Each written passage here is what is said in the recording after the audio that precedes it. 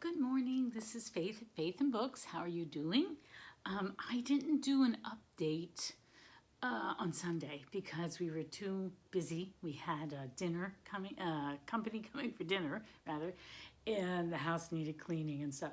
So I didn't bother, and I knew this week I was going to have off because the company is my daughter's father-in-law who's visiting to see the new baby, and so I'm not watching my little grandson right now. So anyway, so it's been kind of great because I've been able to get a lot of things that have been hanging over my head, and it's only Tuesday, plan to get more stuff done. So there's just a bunch of stuff hanging over my head that I try to squeeze into the evenings and the weekends, and I'm slow. I don't get things done quickly, and I'm tired a lot, and so it creates stress. So it's nice to have a break once in a while, to be able to get stuff done, to attend to things. So, yeah. So, and I haven't given an update on my chickens for a while. It's sad. A couple weeks ago, one of my chickens got attacked, so I'm down to 3 chickens. It happened sometime between 7:30 in the morning when I went out to feed them, and then 4:30 when I went out and found the carcass. So thank goodness for my son who it was the day before trash day, so he just put it in a trash bag, put it in the trash. That's how we got rid of it. I always wondered, what am I going to do if I have a bunch of dead chickens? What do I do with carcasses? So that's how we solved that one.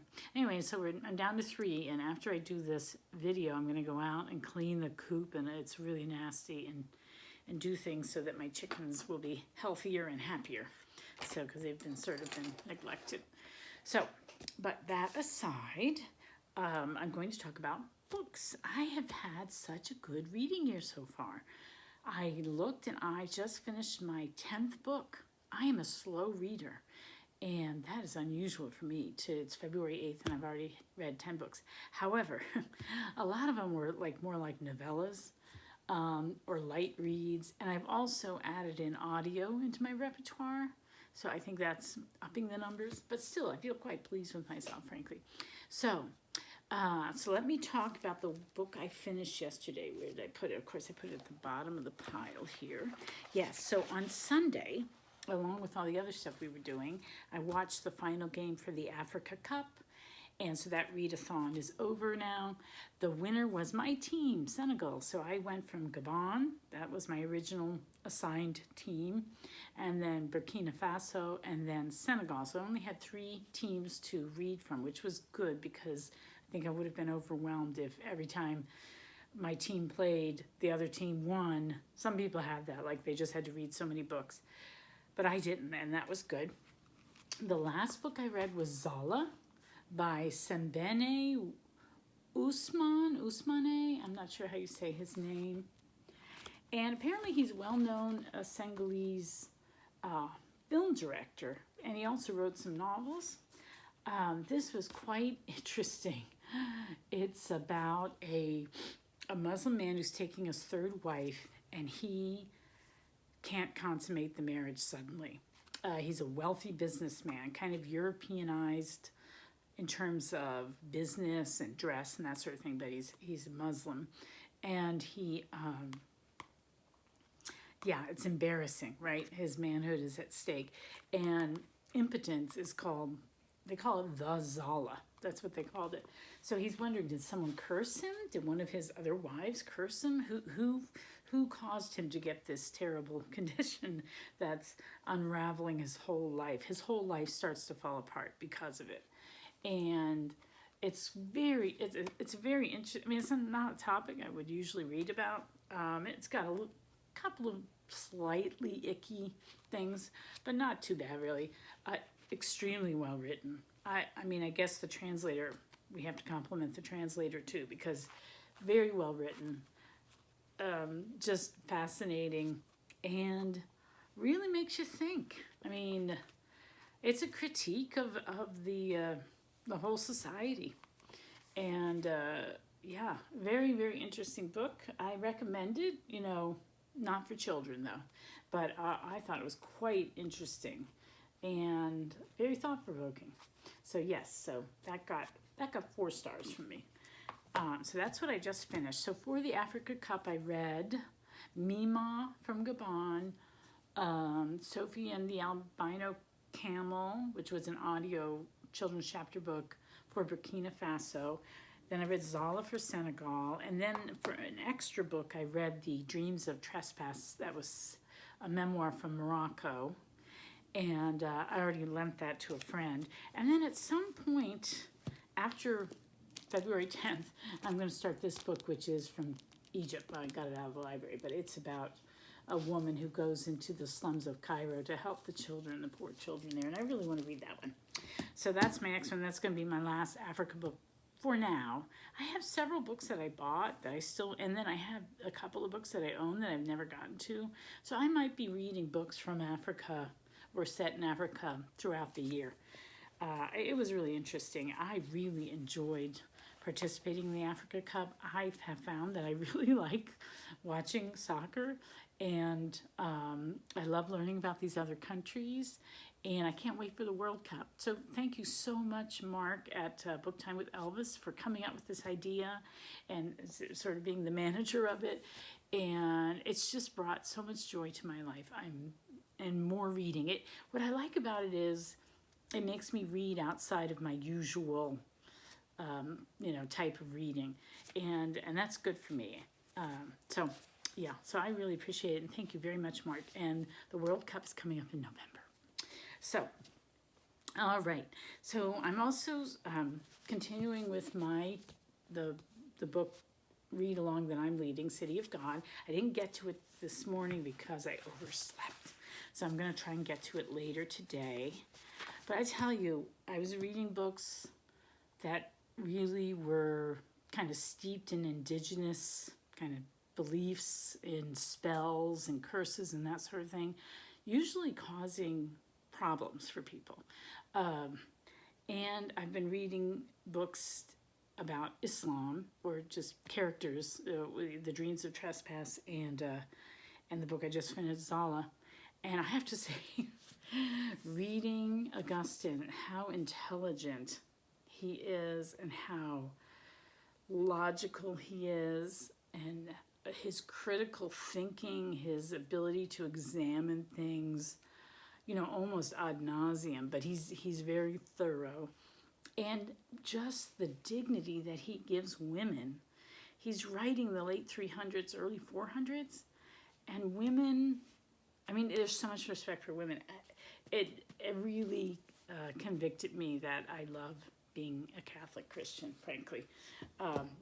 Just the comparison, and I didn't plan that at all.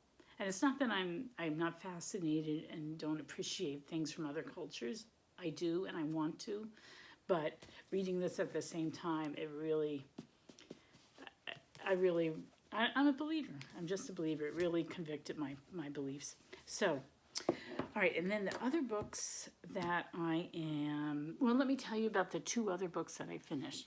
One was Thank You Jeeves by P.G. Wodehouse. I finished that at the beginning of last week, and that was for the Humorous Book of the Month Club. And I was kind of late getting it finished. I don't think I finished it till a couple days into February. That was the January read. And it was quite fun. Wodehouse is just so witty.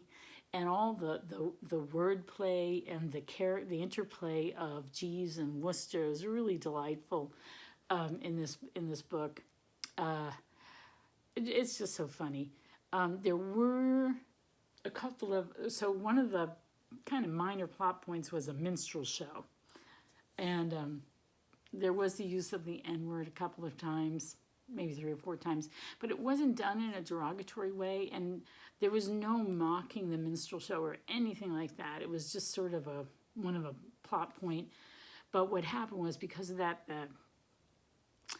the birdie is trying to get away. The plot is really complicated, but he's trying to sneak out. He's sort of been imprisoned by this girl's father, who thinks that he should marry his daughter, and neither one of them want to marry each other. And so in order to be smuggled out, he puts on blackface to get out, because on this yacht there was this minstrel show, and so He was pretending he was one of the players, and then he can't get it off. He can't get the blacking off, so he's walking around for a couple of days, desperately trying to solve all the crazy problems that are going on. And it's quite funny. It's quite comic. But there was that plot point, so you might find that kind of. And also the use of the M word, although, again, it wasn't used in a derogatory way. It was just sort of slang, and it was kind of interchanged with Negro. So it seemed like it didn't matter.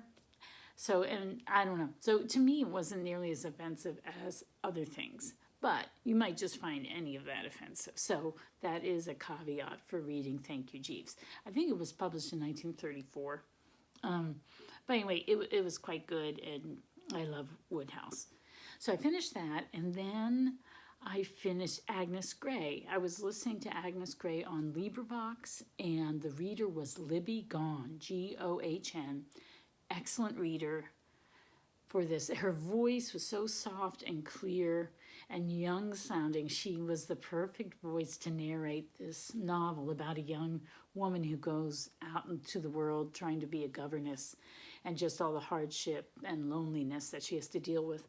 And it's a sweet story. I think I've said this before. I think it's my favorite Bronte, though I haven't read them all. I haven't read, though, Tenant of Wildfell Hall. I think I'm going to try and do that for October. But, so I enjoyed it. You know, it was a little bit heavy-handed on the moralizing. You know, you have to expect that in a Victorian novel, and especially with the Brontes. But, so sometimes it kind of was irritating, but most of the time it was okay. I could accept it and go along with it. So I enjoyed that, and that is for the Victorian Read Along Most Victorian Club that Kate Howe runs, and I believe we are talking on February 26th about that particular book. So, and then I finished Zola. So those are the 3 books that I finished since the last time I made a video. So now, for audio, I've started listening to David Copperfield, which is just so nostalgic for me, because I first read that book, I think, when I was 12. This might be my 5th or 6th time reading it, and I love it. I love coming back to all the characters. And again, I'm listening to it on LibriVox, and the narrator, the reader, is an Irish guy, and at first I thought Irish accent is not going to work for this book. I want it British, but no, it works. He reads really well. It's just, I like the ones where there's just one reader for the whole book, because usually it seems to work well. They get a good reader to read the entire book.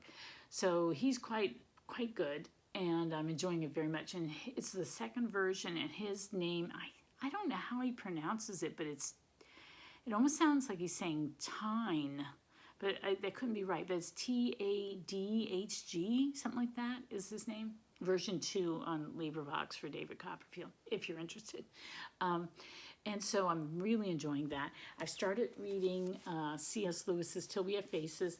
I'm going through it pretty slowly. Like, I'm up to chapter 8, page 76. And I'm just picking this up and reading a few chapters a week. I think it's my favorite C.S. Lewis. It's just so beautifully written, and it's so compelling. I just feel just drawn into the world right away. So I'm enjoying this, but I'm not rushing through this one. I'm just going to read it at leisure while I'm trying to accomplish my other stuff. And this is part of my reading the Ancients, and so I read the Anabasis by Xenophon. That was my first one for the year. This is my second one because it's based on the myth of Psyche and Cupid. So yeah, so I'm enjoying that. Then let's get into, well, let me just show you a couple of books I bought. I got this Don Quixote. I don't know why I got it. I've been struggling over what translation I want to read. Because March of the Mammoths, I'm going to be in a read-along with of Don Quixote. I have read it once before, many years ago, in a different translation, but that was slightly abridged, I think. So I wanted to read the unabridged, And I got this one just because usually Barnes & Noble classics are readable. My eyes are so bad right now. And I'm looking at this, I'm going, am I really going to be able to read this? I don't know. But then I found out that this translation by Tobias Smollett, though it seems popular, is criticized a lot and not seen as one of the better translations. So I might go and buy another translation, the Edith Grossman one. But in truth, I want to finish David Copperfield in February, so I'm going to try to really go through that quickly. I know the story very well since I've read it so many times, but because I want to listen to Don Quixote on audio, so I'm going to try to use LibriVox because my eyes are really bad and I'm a slow reader and I don't think I can read it in the month of March. I don't think I'll be able to get through it. So I think I'm going to get Edith Grossman's and listen to whatever the version that I like best or that they have on LibriVox, and then I'm just sort of going to compare them as they go along, and we'll see. So I'll read parts of it, but mostly I'm going to rely on listening to it. So that's not till March. I also bought the You Stace Diamonds. I can't wait till they get to this book. For February, they're finishing up Can You Forgive Her, which is the first book in the Palliser series. So then, let's see, March and April? Oh my gosh, do I have that right? January, February, yeah, is Can You Forgive Her? So that means March and April are Phineas Finn, which I've already read. So this isn't until May. I'm sad. I don't want to wait that long because I'm in their Boxer group, and when they chat about it, I really want to jump in and be involved. But yeah, so I have to wait on that one. So let's get to, let me talk about this too. So I just stumbled on this read along that I think it's Lizzie Loves Reading. Oh my gosh, I'll link below. But, and then there's somebody else, drawing a blank. This was new to me. These channels were new to me. Somehow I stumbled on them last week, and they were doing apparently this is the third year, a read-along based on Laura Ingalls Wilder, and they just do it every February from February 7th through February 10th.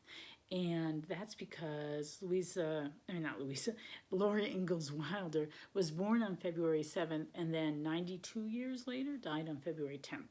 So they have a little readathon of her work, and the one that they're doing right now, the official group read, is On the Way Home.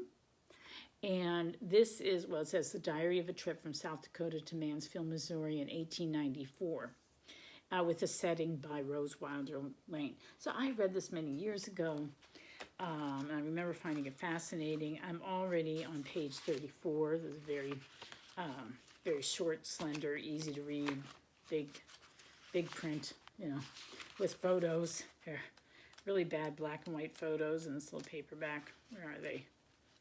Yeah, like here's one. This is Marysville, Kansas. They traveled through Kansas on their way.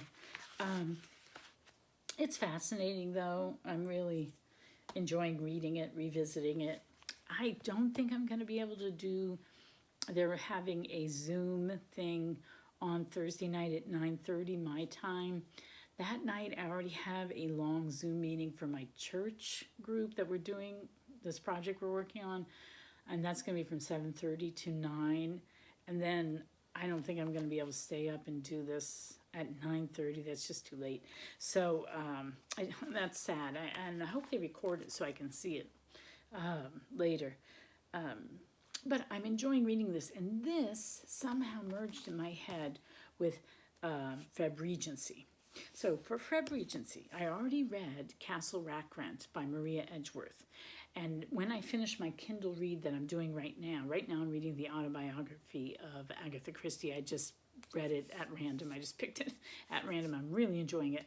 But I don't think that's going to be a long read. And when I'm done with that, I'm going to read Belinda by Maria Edgeworth. So she was a Regency author, and I really enjoy her work. So I'm looking forward to that. The poet that I'm going to focus on is Robert Burns. I got this collection.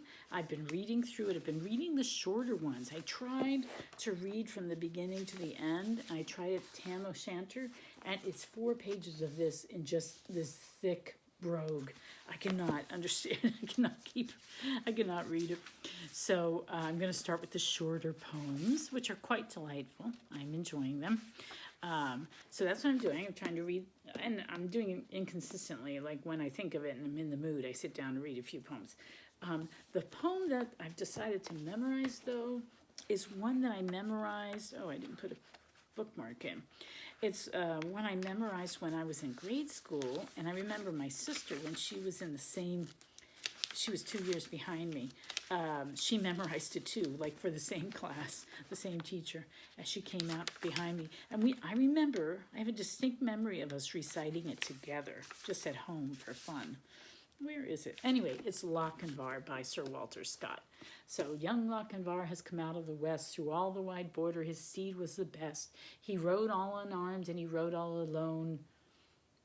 Through something and another, there was none. Oh, he forded the Solway where, no, he crossed the Solway where ford there was none. So dauntless in war and so something in love, there never was a knight like the young Lochenvar. So, no, I reversed that. War is supposed to rhyme with Lochenvar. Anyway, that's the first stanza. I'm trying to memorize it. Boy, is it hard to memorize things when you're old. But I remember loving that poem. So I'm going to work on that one. Maybe by the end of February, I'll have it down cold. But that's what I'm doing. I'm also going to have a Burns night at the end of February. The end of February is going to be a big deal because it's Agnes Gray Zoom, my City of God Zoom meeting, and then Burns night. So that's going to be fun. And I'm tying Laura Ingalls Wilder in with Febregency. And because this made me think of this. So these are books that are based on Laura Ingalls Wilder's ancestors. So here's Martha, and she was during the Regency era. She lived 1782 to 1862. And she was from Scotland. So I'm really getting into anything Scottish. And yeah, so she was Laura's great-great-grandmother. And these books, these spin-offs of the Little House on the Prairie books, were written by Melissa Wiley. And I actually met her, and I used to be in a group with her because she was also a homeschooler. So yeah, so I remember really loving this one, mostly for the really homey aspects, because Melissa went to Scotland and researched everything. So like she can describe what the house looks like, you know, all the different crafts they did, it's really, really, it's got lots of homey details. So I remember really enjoying that. I think I read this one also. This was years ago. These came out in like 1999, early 2000s. I don't know if I ever got to the last one. So, and I don't know how many I'm going to read now, but I just am in the mood. So I'm going to try to at least read the first one as well. I'm probably missing something, but wow, I've gone on really long, so I better stop talking. So I hope you are doing well, and happy reading. Bye-bye.